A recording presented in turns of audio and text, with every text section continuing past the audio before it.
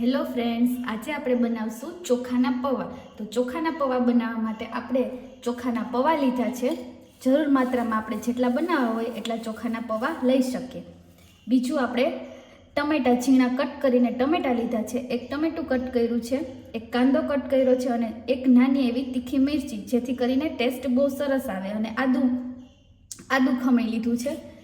આપણે ધાણા કટ કરી લીધા છે અને એમાં જોશે મીઠો લીમડો. તો પૌવા બનાવવા માટે આપણે આટલું બધું રેડી કરી લીધું છે.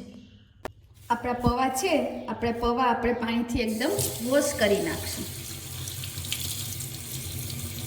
આપણે પૌવા કરવા માટે એક પેન લીધું છે, ચાલુ કરી દેશું અને એમાં આપણે જરૂર પૂરતું તેલ નાખશું.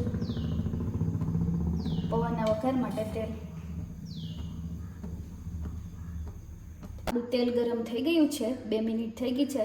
તો તેલ ગરમ થઈ ગયું તો એમાં આપણે વઘાર માટે મીઠો લીમડો નાખશું, 1 ચમચી જેટલી જીરું નાખશું, 1/2 ચમચી જેટલી રાઈ નાખશું,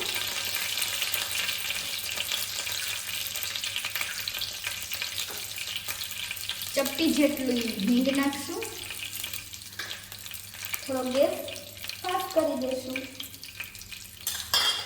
આપણી જે આ પેસ્ટ છે, ટમેટું, કાંદો, મરચું અને આદુ, એ બધું આપણે આમાં એડ કરી દઈશું વઘાર માટે.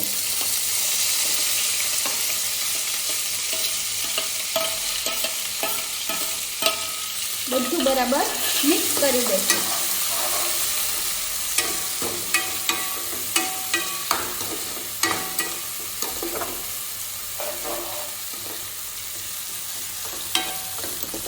હવે એમાં આપણે જરૂર પ્રમાણે મસાલા એડ કરીશું.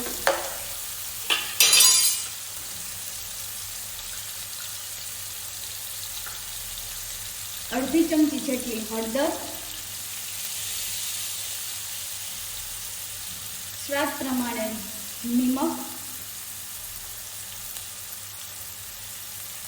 અડધી ચમચી જેટલું જીરું પાવડર.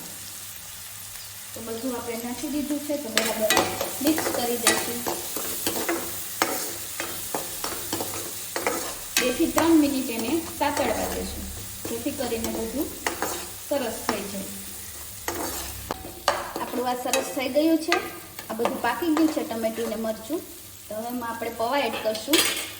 આપણે પૌવા વોશ કરી નાખ્યા હતા અને એમાંથી પાણી કાઢી લીધું છે. તો હવે એમાં આપણે પૌવા એડ કરી દઈશું.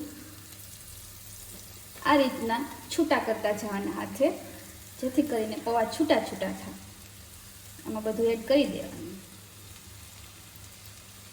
હાથે આ રીતના કરી નાખીએ ને છૂટા, એટલે પૌવા ભેગા ભેગા ના રહીએ. હવે બરાબર રીતે આને મિક્સ કરી દઈશું.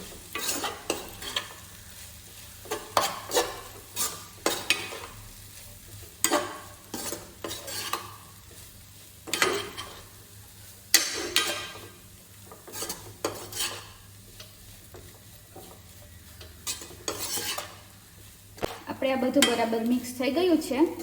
તો હવે આપણે એમાં સ્વાદ પ્રમાણે લીંબુનો રસ એડ કરી દઈશું.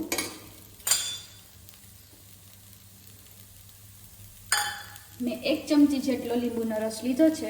જરૂર મુજબ લઈ શકાય, જેટલો આપણે લેવો હોય એટલો આપણે સ્વાદ પ્રમાણે લઈ શકાય. અને હવે આપણે એમાં ધાણા નાખીશું. ધાણા તો બહુ સરસ લાગે, એટલે ધાણા તો આપણે વધારે પણ નાખી શકીએ.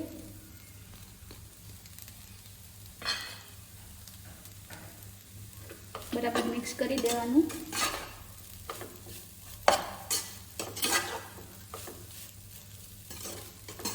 આપણા સ્વાદિષ્ટ અને મજેદાર પૌવા તૈયાર છે. બહુ જ સરસ પૌવા બન્યા છે. સુગંધ પણ બહુ જ સરસ આવે છે. જો તમને આ વિડીયો પસંદ આવ્યો હોય તો લાઈક કરો, શેર કરો અને અમારી ચેનલને સબસ્ક્રાઈબ કરો. અને નેક્સ્ટ વિડીયોમાં તમે કઈ રેસીપી જોવા માંગો છો એ કમેન્ટ કરો. Thank you for watching.